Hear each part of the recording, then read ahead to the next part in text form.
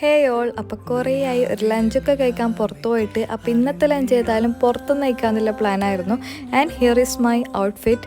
Usually നമ്മൾ എത്രയൊക്കെ plan ചെയ്താലും എത്ര ഓപ്ഷൻസ് ഉണ്ടെങ്കിലും അവസാനം നല്ല നാടൻ ചോറും ഫിഷ് ഫ്രൈയും കണ്ടാൽ വീണ് പോകട്ടോ. അതുകൊണ്ട് തന്നെ ഇപ്രാവശ്യം എന്തായാലും അത് വേണ്ടാന്നുള്ള തീരുമാനമായിരുന്നു. സോ നമുക്ക് ഏതെങ്കിലും നല്ലൊരു കഫേയിൽ പോകാന്നുള്ള പ്ലാനായിരുന്നു. പിന്നെ വെറുതെ ഒരു കഫേയിൽ പോയാൽ പോരാ, നല്ല ആംബിയൻസും വേണം, നല്ല ഫുഡും കിട്ടണം.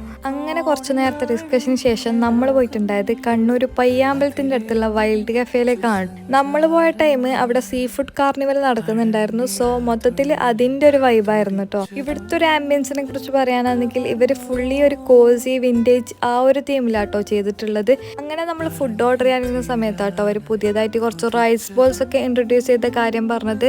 അതിൽ 2-3 നമ്മൾ പിക്ക് ചെയ്തിട്ടുണ്ടായത് chicken wings meal, peri peri chicken rice and garlic rice with makhani sauce. ഇതൊക്കെയായിരുന്നു. ഇതിൽ ഞാൻ ആദ്യം ട്രൈ ചെയ്തിട്ടുണ്ടായത് ചിക്കൻ വിങ്സ് മീൽ ആയിരുന്നു. അതിൽ റൈസും സാലഡും ചിക്കൻ വിങ്സും പിന്നെ ഒരു ഗാർലിക് ബ്രെഡും ആട്ടോ വരുന്നത്.